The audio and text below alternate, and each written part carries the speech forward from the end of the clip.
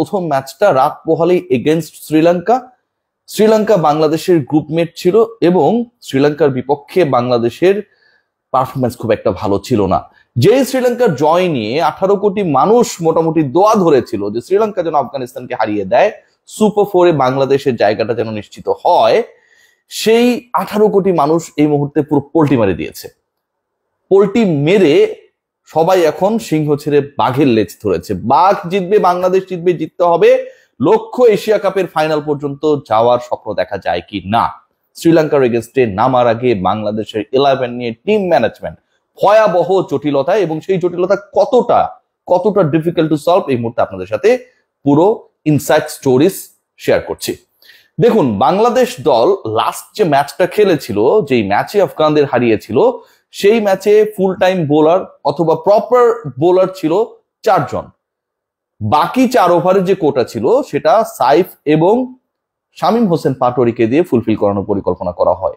2 জন মিলে দেন 55 রান। 8 রানের ব্যবধানে আফগানিস্তানকে হারানোর ম্যাচে বাংলাদেশের 2 পার্ট টাইমার তারা 4 ওভারে দিয়েছে 55 রান। বাংলাদেশ যখন শ্রীলঙ্কার এগেইনস্টে খেলবে, তাদের batting line up more difficult to handle.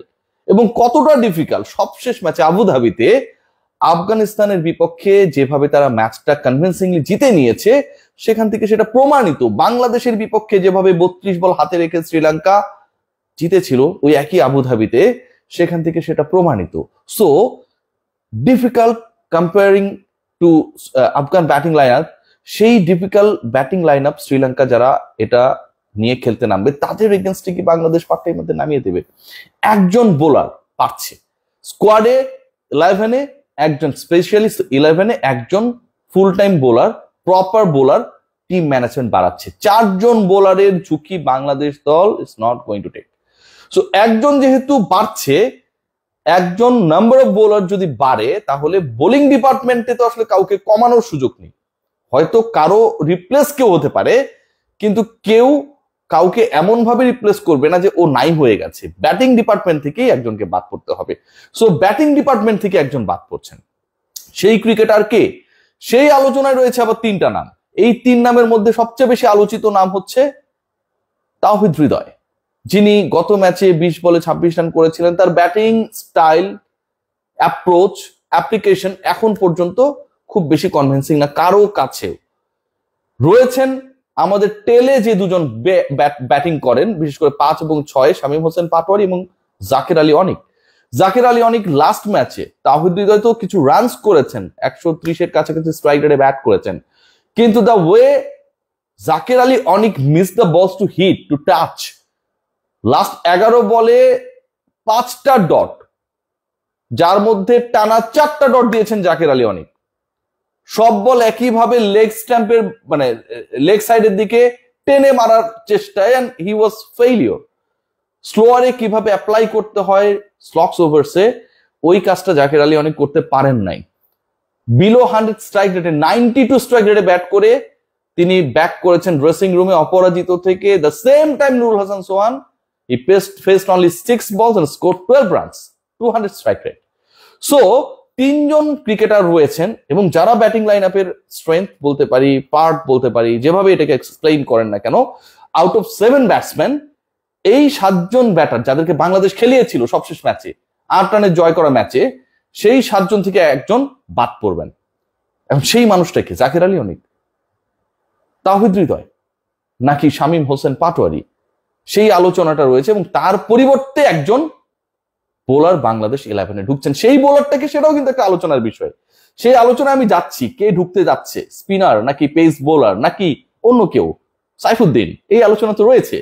তার আগে একটু ইন্টারেস্টিং আরেকটা ফ্যাক্ট আলোচনা করি। আপনারা জানেন যে লাস্ট যে ভিডিওটা আমি বানিয়েছিলাম, সেখানটা আমি বলেছি যে আসলে we actually need Parvez Hossain Emon in opening. কেন তাকে প্রয়োজন? ওই এক্সপ্লোসিভ স্টার্টটার জন্য। পাওয়ার প্লেতে বাংলাদেশ যদি একটা দারুণ অ্যাপ্লাই করতে পারে, যদি 2 ওপেনারের একজন অ্যাটাক করতে পারে, সফল হতে পারে, then it could be easier for the other batters to accelerate.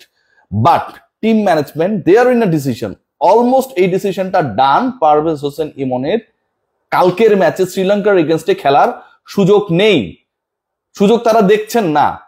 প্রথম কারণ যেটা, রিপ্লেস করবেন কাকে? যেহেতু আপনি একজন বোলার এক্সট্রা খেলাবেন, তার মানে আপনার একজন ব্যাটার এমনিতেই কমবে। এখন বাকি যে 6 জন রয়েছে, এই 6 জনের মধ্যে কাকে রিপ্লেস করে পারভেজ হোসেন ইমনকে খেলানো হবে? কোন জায়গা টিম ম্যানেজমেন্ট খুঁজে পাচ্ছে না। সাইফ হাসানকে খেলানো হবে। 28 বলে 30 রান করেছেন, ওপেনিং এ দারুণ একটা পার্টনারশিপে তার একটা রোল ছিল, বল হাতে বিফল হয়েছেন, কিন্তু তাকে খেলাতে চায়। পারভেজ হোসেন ইমনকে না খেলানোর যুক্তি আরো 2 জায়গা থেকে টিম ম্যানেজমেন্ট দেখাচ্ছে। ইন্টারনাল ইস্যুস গুলো আমি একদমই শিওর হয়ে আপনাদেরকে বলছি। আমি হয়তো এখন অনেক দূরে অবস্থান করছি, বাট জিনিসগুলো জেনে গেছি। প্রথম পয়েন্ট যেটা, সবশেষ 3টা 0 মেরেছেন পারভেজ হোসেন ইমন যেই দলের বিপক্ষে। একটু যদি স্ক্রল ডাউন করেন দেখতে পাবেন that team of Sri Lanka. Last যে ম্যাচটা খেলেছে বাংলাদেশ শ্রীলঙ্কার এগেইনস্টে, প্রথম 13 বলে 2 ওপেনার কোনো রান করতে পারেন নাই এবং দুজনেই ফিরে গেছেন।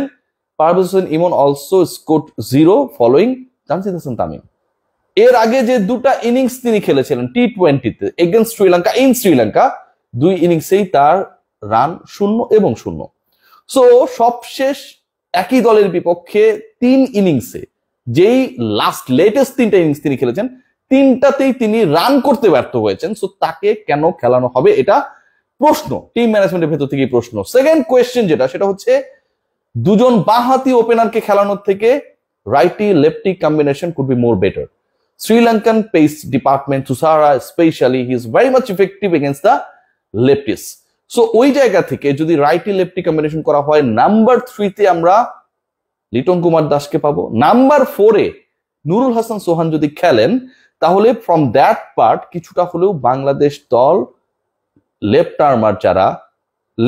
আর্ম পেসার যারা, তাদের এগেনস্টে, মানে যদি আমরা হিসাব করে দেখি যে আসলে বাংলাদেশের বাঁহাতি ব্যাটাররাই ওদের বাঁহাতিদের এগেনস্টে তুলনামূলকভাবে বেশি স্ট্রাগল করছে, সেই জায়গা থেকে একটু হলেও বেনিফিটেড হবার সুযোগ রয়েছে। দুজন ক্রিকেটারকে বাদ দেওয়ার কোনো সুযোগ নেই, কোনো আলোচনা নেই, কোনো সম্ভাবনা নেই। একজন হচ্ছে নুরুল হাসান সোহান। 11 আমি পেয়ে যাব বা একটা আইডিয়া পেয়ে যাব, নিশ্চয়ই কাল সকালে সেটা আপনাকে জানিয়ে দেবো। Nurul Hasan Sohan is going to play the next match. The way he showed his temper during the match, his character, it was unbelievable. একটা সময় মনে হচ্ছিল যে আফগানিস্তান বাংলাদেশ থেকে ম্যাচটা ছিনিয়েই নেবে। The way he driven himself, stop the ball, threw it and got the run out, অসাধারণ ছিল। করিম জান্নাতের এগেনস্টে তিনি যেভাবে অনেকটা আম্পায়ারের সাথে অ্যাগ্রেসিভলি গিয়ে ওয়াইড আদায় করে নিয়েছিলেন, খেয়াল করে দেখবেন, সেটা কিছুটা হলেও দলকে বুস্ট আপ করেছিল, ক্যারেক্টার শো করেছিলেন। যেই সময় Jaker Ali Anik was failing to touch the ball, at least he scored 12 from 6. So Nurul Hasan Sohan, he will be in the 11 and definitely his batting order will be promoted যতটুকু মনে হচ্ছে। একই সাথে Nasum Ahmed, the man of the match, the man actually who played his most toughest match in life, socially যেভাবে attacked হয়েছিলেন, national টিমের 11 থেকে যেভাবে বাইরে ছিলেন, then came back and become the heroic character. Nasum Ahmed is also going to be the part of the 11. এই দুজনকে বাদ দেওয়ার, ছেড়ে ফেলার কোনো সম্ভাবনা নেই। সাইফের ব্যাপারেও টিম ম্যানেজমেন্ট ভেরি পজিটিভ। ইমনের চান্স কম, নেই বললেই চলে। একজন ব্যাটার কমছে, 5 জন বোলার নিয়ে বাংলাদেশ নামছে। Who is going two B the part of 11, এটা নিয়েও মোটামুটি আজকের পরে একটা প্রপার আইডিয়া পেয়ে যাব বলে আশা করছি। সবাই ভালো থাকবেন, টেক গ্রেট কেয়ার। শুভকামনা টিম টাইগার্স এর জন্য। সবশেষ 3 টি20তে জানিয়ে রাখি, শ্রীলঙ্কার বিপক্ষে বাংলাদেশের 2টা জয়, লাস্ট ম্যাচে তারা পরাজিত হয়েছে।